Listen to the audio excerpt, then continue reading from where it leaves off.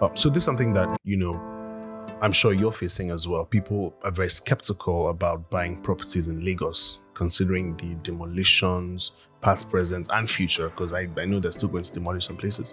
So how do you, boost investor confidence that, you can still invest in Lagos and not worry that, you buy a house today and by Friday it's gone?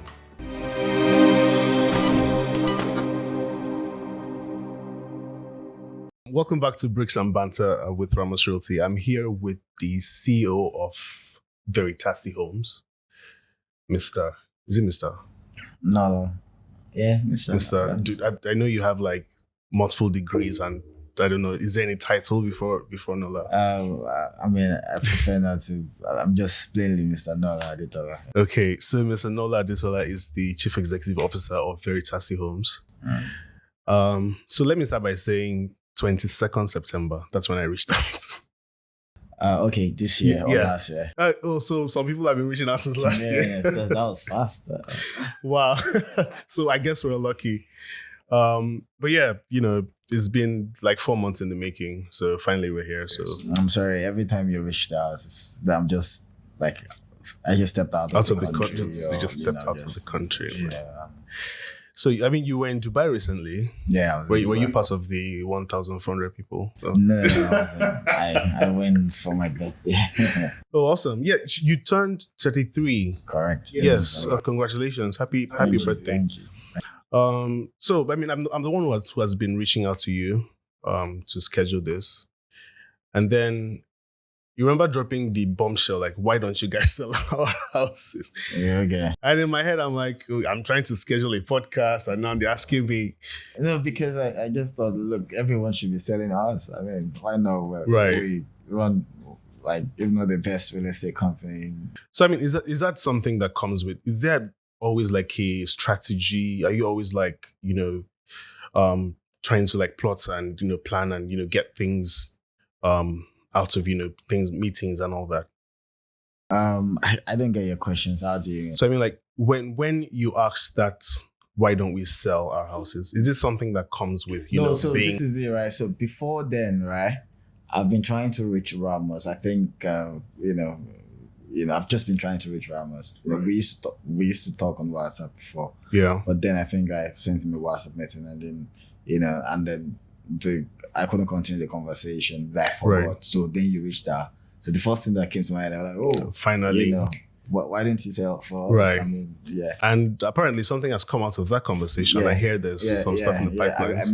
I met Ramos in Dubai. In Dubai. Awesome. Yeah. So we hopefully will start selling your houses.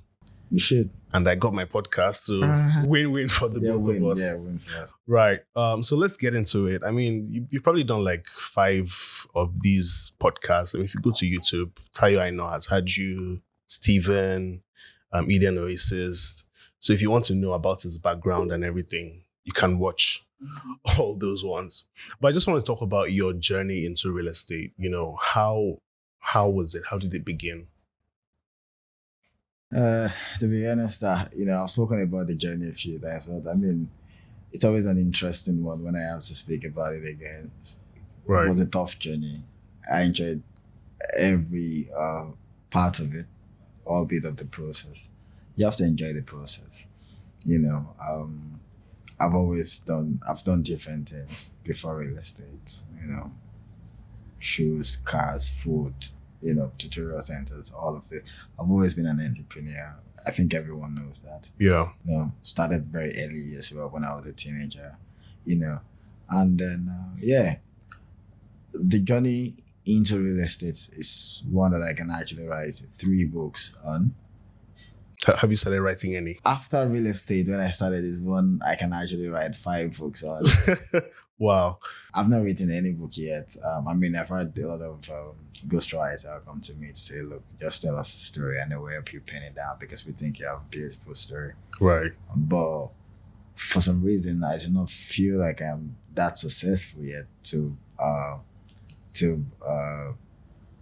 have somebody write about you and all that. Yeah, I think that I still need to work a bit more. I still need to get a bit more success. I am that person that I inspire myself. Just the reason why Yeah, I was going to talk about that. I inspire myself. I I I self-criticize myself. People think, oh, you're very successful, you're this, you're that, you're that. In my head, I'm like, yo, I have the people that I'm looking, Up to looking you. up to, Jared Kushner, some of Elon Musk, all of them. Donald, all of these people. Right. And I want to be like them, probably even better. And to be honest, I don't think I'm very successful yet. I'm very hardworking. I know that, and my Right. hard work really pays. And because of the lot of mediocrity in Nigerian society, little things Little look success. like big success. Yeah. So I don't think I should. I don't think I should write a book yet.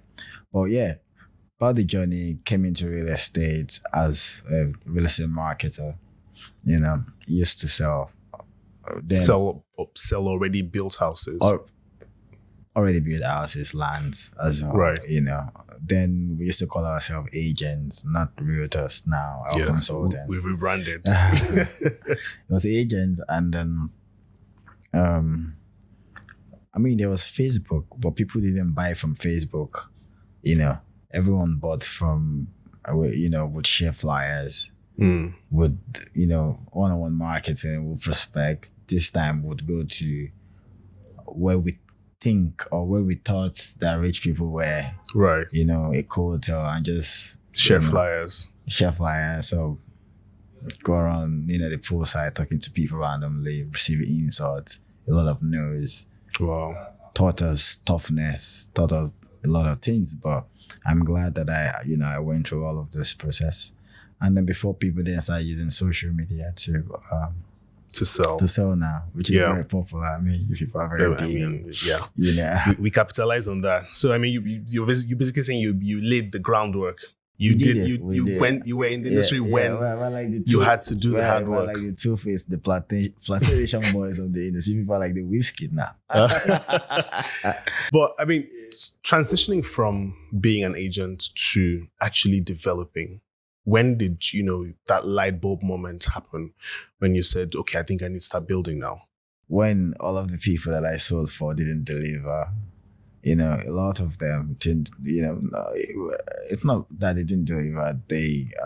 They promise a lot and they do very little. And then I realized that I was putting my name on the line for a lot of companies that I shouldn't. I don't even probably know the vision of the CEO and stuff. And thirdly, I've always been an entrepreneur. I thought, look, if I could sold this, if I could sold that, if I was, different things that I've sold in my life, I can as well sell real estate, sell houses, and I can do well by it. And then I decided, called 1 or 2, 3 of my friends. Some of them said, no, we can do it. Some of them said, we'll do it. Then they pulled out. So, and then I started with a friend of mine called Ife. It's in the UK now. It's no longer part of Veritasi. But we started together. And, fast forward 6-7 years later, we're almost the best. Almost. I mean, you're very humble. You don't believe you're the best. You don't want to admit you're the best. To be honest, I checked around. One day I was doing my research, what people think about us, what people feel about our project, in terms of capitalization, asset class, what the media is saying about us. I really do not think right now any real estate company in Southwest Nigeria doing what you're doing. Yeah, to be honest, but not to really, really, really brag that. And then I'm like, yeah, maybe what. Right. I mean, that's award there says a lot. Yeah. From Financial Times. I don't think any other real estate company has that in the country. No, we're in Africa. In Africa. Yeah, we're the fastest growing. That's a testament to. Yeah. But then, you started with Offplan Homes, right? And, the Nigerian psyche is very skeptical. I don't know if maybe you had that conversation, if it came up in the conversation you had with Ramos, we have situations where, like you said, people promise and then they don't deliver and all that. So how did you go about convincing people? We have a picture, we have a 3D of this house, bring your money and we'll build it for you. Like, it must have been very tough. At first tough, but to be honest, we didn't say, okay, what we're trying to build, give us all the money at once. We're saying, watch us build while you pay. So, you probably make a debt of 20 million naira for 100 million naira property. Right. While we're at the foundation level. And then you see that, these people have got into. So we usually tie our payments with milestones. And then we also tie our in fact, I think that's one of the reasons why we sell them. So we say, at foundation level, this is how much our property is going to be selling. At carcass, this is how much it's selling, And then people see that we actually increase the prices. We get to that stage. So a lot of people do not want to miss out on the appreciation, the capital gain, on the, ROI. So they quickly key in from the start. And also, I think we've built, when you deliver, we've delivered 1, we've delivered 2, we've delivered 3, 4, 5. So you start to build that reputation. Yeah, and then trust. People think, look, if I give you my money, it will give me a house. Worst case, it will give me my money back. But we don't give money back. We always give houses. I mean, because I'm asking this question bearing in mind, it's very tough to do business in Nigeria. It's very frustrating. You probably start a project and you've made this projection, and then along the line, the dollar does whatever it does, and prices go up and all that. So how do you deal with that? Do you take that into consideration when you're building? Is that a trade secret? No, it's not, to be honest. A lot of people cannot deal with it. That's one thing that sends a lot of developers out of business. Not only developers, to be honest. It affects almost the Naira volatility, the insane inflation. Right. That's not normal, and then different little other things. However, when we plan for all of these things, conceptualize a project and stuff, we put this there's something we call scenario planning. We plan scenarios that not happened, and we use it to make a decision, and put it in, the project, in conceptualizing the project. Do you get it? Yeah. So we anticipate it when it happens. Sometimes when it happens overboard, sometimes it affects us. It can be overwhelming. But sometimes when we have fun, we think, look, we're prepared for this. There's a project that we did and that was supposed to make a profit of 1 billion naira. We ended up losing more than 700 million naira. Wow. Because we spent everything, profit and more. Wow. Trying to just deliver to the... That's crazy. I mean, a lot of people would have probably folded, or stories would have come up, but it ended up becoming one of our most popular projects, Campbell Advantage 2. And then sometimes some of the people that bought, when they complain and say, this, that, I'm like, these people don't know what I'm going through. You lost me money. Just keep quiet. Yeah. I lost a lot of money, 1.7 billion, profit and more money. Yeah. Wow. But we know that this is what we want to do. We want to build a very good brand. We want to be top up there. We don't want to have... Sorry, that's you. We don't want to have any... negative press? You can... Negative press. People, even when you don't do anything, everybody goes online to say stuff. But very little, the minimal. I don't think... If you Google Veritasi, I don't think you'll see a lot of negative press about us. Or go online to, I think maybe there will be a few. I don't know, to be honest. I mean, it's inevitable. But I mean, for the most part, you have a very good, reputation. So we deliver houses, what we've collected money for. When a client asks for their refund, we process it. We do business and we do it in the very best possible way with integrity and stuff. And this is the reason why people trust us, to give us their money. Well, has there ever been a time where, because I know how Offland projects go, where you say, okay, this project's going to be delivered in maybe 2024, 2025.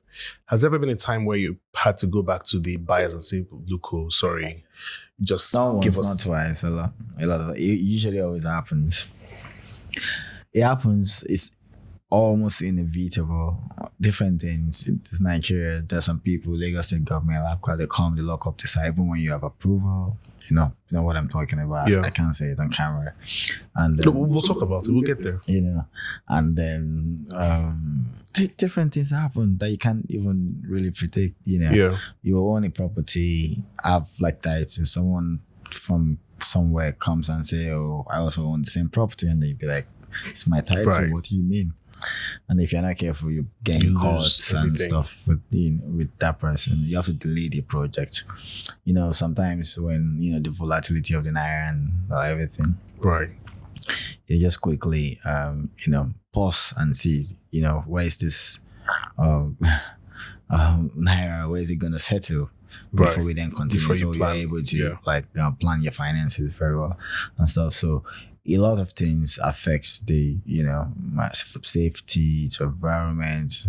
Very recently, I just in drainage. Yes. So, We're going to get to that. I know, and then these are things that you cannot really preempt from the start of the project, So real estate's got a lot of moving parts that you have to monitor at the same time. The finance, the tax, the compliance, legal, project itself, and even the technical know-how of those people handling your project. A lot of people don't know how to do anything in Nigeria. Even the common POP and TAS will bring people from Benin Republic and all that. Yeah. or other states. So a lot of challenges. You just have to be able to manage it. But has there ever been a time where you were so overwhelmed? You were like, almost like, I've bitten off more than I can chew, probably frustrations and all that. Those period come, but I've never been really overwhelmed. I've never felt like I've bitten more than I can chew. We have good structure. We have, I have my team very capable. Whenever we bite something, it's because we can chew it. That's very confident. Yeah, we can swallow it. But sometimes, you feel really overwhelmed. You maybe there's a project that's not going well. You've probably planned that, oh, this is going to sell this amount before this, and it's not doing that. Or the contractors, or you're trying to meet sometimes, Yeah. and because you're human, you're also doing other things with your life. Yeah, you have family, you have friends, you want responsibilities and all that and stuff. So sometimes you feel overwhelmed, but for me, to be honest, when I feel like that, last time, someone, one of my project managers from site called me to one of our sites to know and said, "Oh, you know what? I feel this way. We have a lot of stuff that was settling. What this, what that. We have this. We're in the news. This." I asked him, "How old are you?" I said 31. I said, "How old am I?" He said 33. I said the amount of problems that we have is usually at by 60-year-old, 50. Take it as a sign that we're very successful. That you're progressing. Yeah. That's a very good mindset. That's a very good mentality. I told him, take it as a sign that we're very successful, and this is the reason why we're having these problems, and this is the reason why we have all these monies as well. Because a lot of people your age have not done this, have not done this, and I kind of, so if you want the good things and then you want to keep them, you have to keep solving these big problems. Right. That's how you move ahead. Awesome. That's if you haven't listened to any of our podcasts, pick this up. This is how you move ahead in life, challenges. But let's talk about something that's constant in your trajectory, and that's this very huge ambition. You are a very ambitious person. You've actually admitted it, and you've now gone from developing, buildings and properties, and now you're actually planning to develop a city, right? That's Itunu. Let's talk about Itunu. What is the plan for Itunu? Great. So for Itunu, I think it was December, 2020. Right. I was in Dubai, so I was on that helicopter ride. I was bored. I was like, let me just do this around Dubai. And then I was, the view from the top, And I'm like, oh, this is amazing. I mean, I've been to Dubai a lot of time, but I've never viewed it Seen from it from like, the this is top, yeah. amazing. This is good layout, And then I go back to my hotel and I'm like, you know what, I want to do something like this. Just like that. Yeah. I think we're around Palms. I saw the layout, how everything was done. I'm like, you know what, I want to do something like this. And immediately I put a call through to someone in the government that, look, I wanted land, peak land, like 200 hectares. It was like, Wow. how do you want to? Like, yeah, I didn't even know how to fund it, to be honest. I just said I want to and stuff. I said, okay, why you come and meet PS of one thing. I'm like, okay, I'm in Dubai, but this is I flew to Nigeria. I met the person. They said, look, we can't sell 200 to you. We can, however, sell you 100. I said, I'll start from 100, and then the land was billions of naira.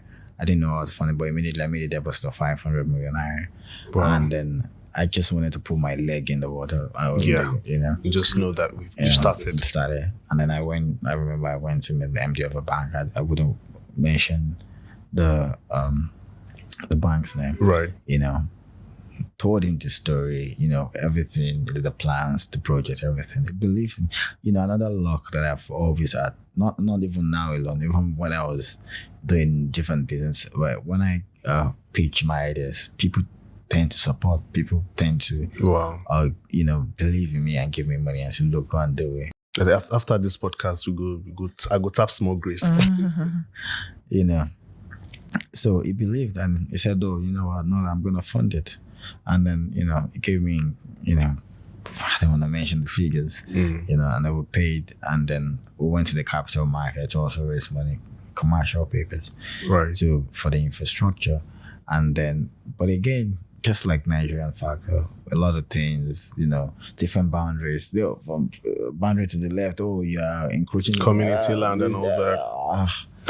So it slowed the project a lot. But look, the infrastructure that we've done inside it, both residential and city, is way more than 2 billion. Wow. That we've put in there, way more than 2 billion. Plus, I checked out like 2.5 billion. Wow. But you wouldn't know because infrastructure is, is horizontal construction. If it was vertical construction, you haven't seen the buildings and all that. Done the roads, drainages, and all. So is a project that's really dear to my heart. We're gonna do it, even if it's going to take 5 years. We're going to, get people living in it and stuff right now. But I'm trying to raise some green bonds to finance sustainable houses in there. This is my plan for next year. Do the green bonds and go back to the site and build very sustainable houses there. But this is going to be a fantastic project, and I've not given up on it. So what's the idea? Is like a self-sustaining city? Is it a city that can exist on its own? Yeah, on its own. So the idea is to put a city that can exist on its own in that strategic location that's close to the new airports. Right. Far from the free trade zone, from the seaport, from the cargo ports, from, everything, a lot of industrialization that's happening in that neighborhood, and, putting a city that can actually exist on its own. So when you got the land, did you anticipate or did you preempt that all this was going to happen? Did they just give it to you and then you realized, oh, this is very strategic, or was it a strategic choice? I wanted that place. Wow. I wanted that place. They gave me there's a place they suggested to me. I said I didn't want. I wanted that place. It was strategic. Wow. I wanted that location because the real estate is about location. First. So you could see the future that something this place is gonna open up really soon. Yeah. I wanted that location, and that's one of the reasons why we took that. We both residential and city. We sit on more than 160 hectares now, because we kept buying more.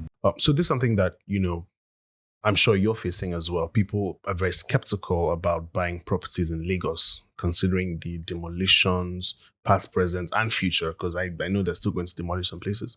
So how do you, boost investor confidence that, you can still invest in Lagos and not worry that, you buy a house today and by Friday it's gone? I'll tell you something, right? Again, maybe you must have listened to this in any of my interviews before, but I'll say it again. I think that you don't even have to be a Nigerian. I think everyone should have investment in Nigeria. Everyone. Yeah, because in America, everyone talks about investing in the margin market. In Asia, in Europe, they talk about investing in the margin market, which is Africa and South Sub-Saharan America. Africa and all that. When you talk about a margin market, you talk about Africa. When you talk about Africa, Lagos. you talk about Nigeria. Population advantage, biggest economy. Don't worry about all the renewable stuff. Nigeria is still the biggest economy in Nigeria. In Africa, still the biggest economy. Still the biggest? Yes, still the biggest. Oh, do you know any economy in Africa that's bigger than Nigeria? I'll take your word for it because all those books there, he's sure of what to say. So if you want to be investing in margin markets in Africa, you should be investing in the biggest economy in that emerging market. And then if you're talking about Nigeria, Lagos is almost Nigeria. You know? And look, obviously you have to, none of my houses have been demolished before. I'm not saying, to good regards to the people that got their houses affected, however, you would not a lot of people build without approvals and everything. Approvals and stuff, right? But there's a lot of things to talk about the government as well, which I can't say on camera. Right. And then demolitions happened. It's bad. A friend of mine got affected. Two of his houses were demolished. People say, evil and stuff. I'm like, oh, all the people that I know that the houses were demolished, they were not even evil. I don't even know one evil. I think, okay, I know one. Yeah, fine. And then I think the government they've not approached it the right way. I think there are better ways to do that because, I saw obviously there's drainage setback. There are a lot of ways to, but that's go around it. Conversation for another day. You don't put your people in more poverty when the economy is already bad. Exactly. That's not the way to do it. If I'm a leader, I don't think I will approach it that way. Right. However, I think that nobody should be deterred from investing in Lagos. I think I have a lot of houses. I build houses for people, and I have my investment portfolio. Real estate is 90% of my investment portfolio. Right. And I have put most of them in Lagos. I'll tell you, if you try to sell a house, not rent, sell a house in the UK, in Dubai, and in Lagos from January, you sell the one in Lagos first. Interesting. Yeah, you sell the one in Lagos first. This is practical. I can show you. It's not something that I hear. It's something that I do. I do it every time I have house in Dubai, in the UK, and everywhere. You sell the one in Lagos first. Choose what demand and supply, right? Right. And how easy it is to convert that solid asset to liquidity. Right? To liquid. And then what again, I think what's still very bad about real estate in Nigeria is the rent. Rent is too cheap. Rent is too cheap? Yeah, rent is too cheap in Nigeria. You didn't know this? You didn't know this? Rent is too cheap. Really? Yeah, okay. I'll run you by an example. This building is worth more than 1 billion naira. If we want to rent it, if we actually want to rent, can we rent it for more than 50 million naira? For the entire building? Yeah. I think so, yeah. In this location, 50, in Parkview. 50, right? Yes, 50 is a reasonable. 50 million. Right? Yeah, I think 50 is reasonable. Good for this entire building. Good. So that means I can stay in this building for 10 years and I'll still not have spent 500 million, correct? Yes. Good. But if I hold my 1 billion that I was supposed to use to build this house, that 1 billion, I can in 10 years I can turn it to 20 billion. Right. Then I can then buy my building at that time. Let's say inflation has happened, everything has happened. Can it be 3 billion? Then maybe Adjusting for inflation, yes, perhaps. Yeah, right. But I can use 1 billion to make 100 billion. Wow. Okay. So you think about it, it's cheaper to rent than to actually buy. Yeah, I mean that's advice that some people don't actually know. A lot of people prefer to buy to rent, and then You know why people buy first, right? In Africa, in Lagos, in Africa, you'll not have been classified as successful if you don't own a real house. estate. Right. House, so, it's emotional, more emotional. Yeah. And obviously in Africa, I mean, what are the investment vehicles apart from real estate? What are the investment? You can't buy stock. Can't buy stock. You can't buy stock. Much of bonds are crazy and stuff. I have money, I put it again in real estate. I have to buy it again, because that's the only sure investment that returns. Do you understand? But I'm just saying, finance wise, this is the only disadvantage of real estate in Africa, in Lagos, the rent. Apart from that, it's the best. You should be investing. Everyone should be investing in Lagos. Everyone should be investing in Lagos. Most populous African country. Everyone wants to go to emerging market to invest. If you're investing in emerging market, you should be investing in real estate. If you're investing in real estate, where should you be investing? In Lagos. Right. That's a very good way to calm investors down. But we're about to start rounding up now. Let's talk about. You said you don't. This is just, you feel like you're just beginning. And from your past, we've seen you do multiple businesses. You've done so many different things.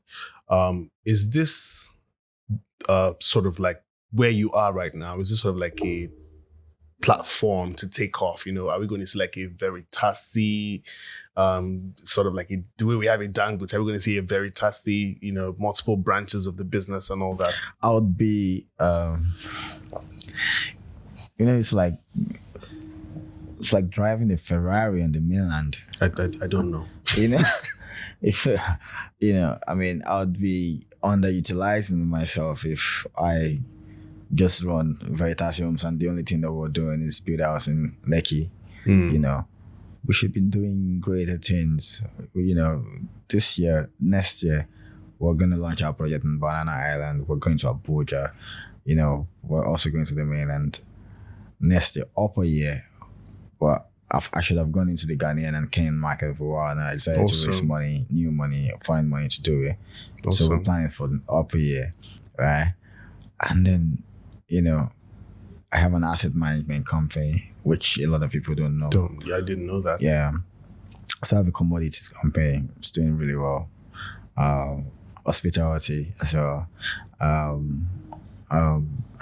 plan to do something in lithium. Interesting. Yeah, lithium. So you're going to go into like batteries and all that. Yeah. And then this is something that I'm working on with a lot of some white people, and then I think they should have even landed in Nigeria. And I just remember that they're coming to Nigeria today. I mean, I see myself as very smart. I should be doing wonderful things, not just focusing on real estate. I can still focus, but I have people that I've trained and they're capable and they've been working in real estate for 20, 25 years down my team that, they can handle things while you focus on others. My work is strategy and risk finance. And, last 2 or 3 days we were in Intercontinental for strategy session. We know definitely clearly what we're doing next. Everyone knows what we're doing. So everybody goes on holiday next week. They resume January and they action it, So again, it's like if you want me to build houses in Lekki alone, it's like that's limiting yourself. It's like putting a Ferrari on the mainland where you can actually not, enjoy it. Right.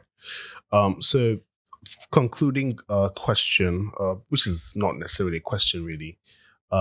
You started from humble beginnings, and I know that a part of your mission is to build 1,000, is it 1,000 entrepreneurs or something? How are you going about that? Is this something maybe you want to share to people who? You see my learn business with Nola Adetola. Yes, learn business with Nola. That's what I was referring to. More than 1,000 people came. More than 1,000 people, 1,000 entrepreneurs. Right. And then they were impacted. Some of them would be linked with their investors. A lot of them have been sending their pitch deck in. This is not the first. It's like the fourth. We've trained 500, we've trained 400, we've trained 200 in different places. I've spoken in different platforms, around the world, in Yale, right, in Washington, St. Louis University, different, And then I mentor a lot of young entrepreneurs as well. That some of them are doing really well. Some of them have become billionaires, maybe in Naira, to be honest, in all honesty, with the amount of messages I get about people from Ghana, from Senegal, they've never even seen me. They've just seen my interviews and my teachings on YouTube. Right. One day I was on a yacht in Miami, they didn't think anyone would know would recognize me there, and an American girl, came to me to say, look, she was like interested in African real estate and stuff, and she was searching and she discovered me, and then she's been listening to my teachings and she's learned a lot. She was quoting me verbatim. Wow. And then I sit down, I think about it. I was like, have I actually impacted 1,000? Actually, way more than 1,000 people.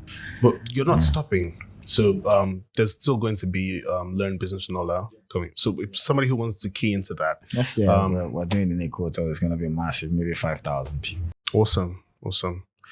So I mean, big ups to you. You've done really amazing. Thank you for yourself, and thank you for finally making at the time after 4 months. I'm so sorry, but it's just I totally understand. And then when what's his name came and talked about it, I'm like, we have to do it this year, right? Just and this is the reason why I was there. I'm so sorry, but hopefully one or two people would learn a bit from this podcast. Yes, absolutely. Thank you so much for taking time. We can't wait to see more amazing things coming from you, from Veritasi.